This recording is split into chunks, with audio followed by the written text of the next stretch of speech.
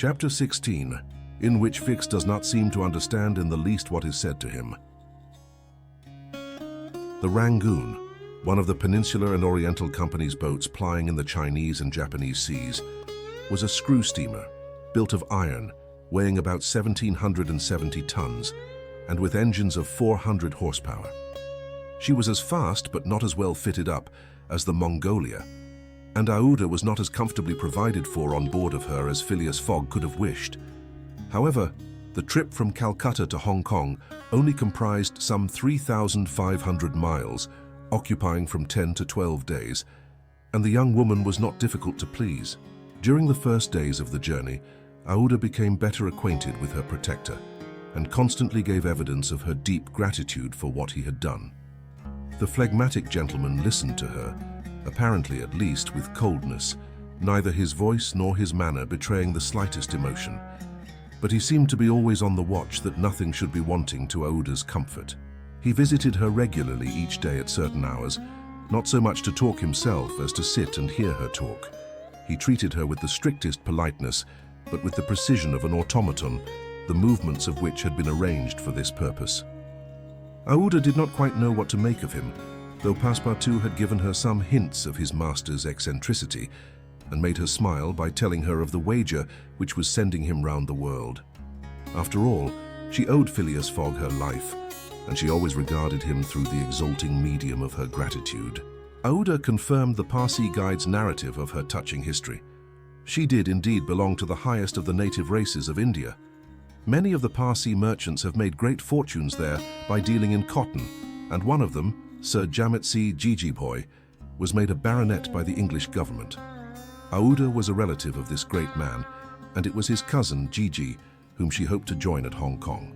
Whether she would find a protector in him she could not tell, but Mr. Fogg essayed to calm her anxieties, and to assure her that everything would be mathematically, he used the very word, arranged. Aouda fastened her great eyes, clear as the sacred lakes of the Himalaya, upon him. But the intractable Fogg, as reserved as ever, did not seem at all inclined to throw himself into this lake. The first few days of the voyage passed prosperously, amid favorable weather and propitious winds, and they soon came in sight of the great Andaman, the principal of the islands in the Bay of Bengal, with its picturesque Saddle Peak, 2,400 feet high, looming above the waters. The steamer passed along near the shores, but the savage Papuans, who are in the lowest scale of humanity, but are not, as has been asserted, cannibals, did not make their appearance. The panorama of the islands, as they steamed by them, was superb. Vast forests of palms, arex, bamboo, teakwood, of the gigantic mimosa, and tree-like ferns covered the foreground, while behind, the graceful outlines of the mountains were traced against the sky, and along the coasts swarmed by thousands the precious swallows whose nests furnish a luxurious dish to the tables of the celestial empire. The varied landscape afforded by the Andaman Islands was soon passed, however, and the Rangoon rapidly approached the Straits of Malacca, which gave access to the China Seas. What was Detective Fix so unluckily drawn on from country to country doing all this while? He had managed to embark on the Rangoon at Calcutta without being seen by Passepartout, after leaving orders that, if the warrant should arrive, it should be forwarded to him at Hong Kong, and he hoped to conceal his presence to the end of the voyage. It would have been difficult to explain why he was on board without awakening Passepartout's suspicions, who thought him still at Bombay. But necessity impelled him, nevertheless, to renew his acquaintance with the worthy servant, as will be seen. All the detective's hopes and wishes were now centered on Hong Kong, for the steamer's stay at Singapore would be too brief to enable him to take any steps there. The arrest must be made at Hong Kong, or the robber would probably escape him forever. Hong Kong was the last English ground on which he would set foot. Beyond, China, Japan, America offered to Fogg an almost certain refuge. If the warrant should at last make its appearance at Hong Kong, Fix could arrest him and give him into the hands of the local police, and there would be no further trouble. But beyond Hong Kong, a simple warrant would be of no avail. An extradition warrant would be necessary, and that would result in delays and obstacles, of which the rascal would take advantage to elude justice.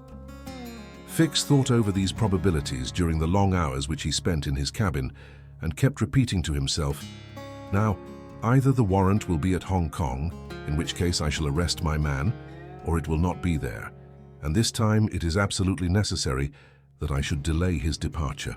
I have failed at Bombay and I have failed at Calcutta.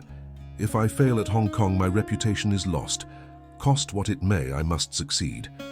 But how shall I prevent his departure if that should turn out to be my last resource? Fix made up his mind that, if worst came to worst, he would make a confidant of Passepartout and tell him what kind of a fellow his master really was. That Passepartout was not Fogg's accomplice, he was very certain. The servant, enlightened by his disclosure, and afraid of being himself implicated in the crime, would doubtless become an ally of the detective. But this method was a dangerous one, only to be employed when everything else had failed. A word from Passepartout to his master would ruin all. The detective was therefore in a sore strait. But suddenly a new idea struck him. The presence of Aouda on the Rangoon in company with Phileas Fogg gave him new material for reflection. Who was this woman? What combination of events had made her Fogg's traveling companion? They had evidently met somewhere between Bombay and Calcutta. But where? Had they met accidentally, or had Fogg gone into the interior purposely in quest of this charming damsel? Fix was fairly puzzled. He asked himself whether there had not been a wicked elopement, and this idea so impressed itself upon his mind that he determined to make use of the supposed intrigue. Whether the young woman were married or not, he would be able to create such difficulties for Mr. Fogg at Hong Kong that he could not escape by paying any amount of money. But could he even wait till they reached Hong Kong? Fogg had an abominable way of jumping from one boat to another, and before anything could be effected, might get full underway again for Yokohama. Fix decided that he must warn the English authorities and signal the Rangoon before her arrival. This was easy to do, since the steamer stopped at Singapore, whence there is a telegraphic wire to Hong Kong. He finally resolved, moreover, before acting more positively, to question Passepartout. It would not be difficult to make him talk, and as there was no time to lose, Fix prepared to make himself known. It was now the 30th of October, and on the following day the Rangoon was due at Singapore. Fix emerged from his cabin and went on deck. Passepartout was promenading up and down in the forward part of the steamer. The detective rushed forward with every appearance of extreme surprise and exclaimed, "You here on the Rangoon?" "What, Monsieur Fix, are you on board?" returned the really astonished Passepartout, recognizing his crony of the Mongolia. "Why, I left you at Bombay, and here you are, on the way to Hong Kong. Are you going round the world too?" "No, no," replied Fix. "I shall stop at Hong Kong, at least for some days." Said Passepartout, who seemed for an instant perplexed. "But how is it I have not seen you on board since we left Calcutta?" "Oh, a trifle of seasickness. I've been staying in my berth. The Gulf of Bengal does not agree with me as well as the Indian Ocean. And how is Mr. Fogg?" "As well and as punctual as ever, not a day behind time. But, Monsieur Fix, you don't know that we have a young lady with us." "A young lady?" replied the detective, not seeming to comprehend what was said.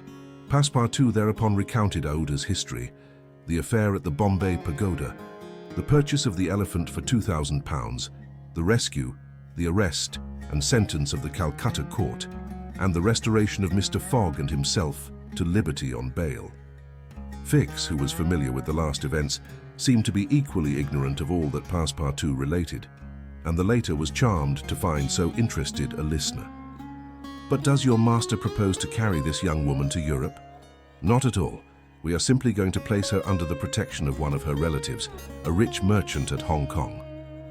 "Nothing to be done there," said Fix to himself, concealing his disappointment.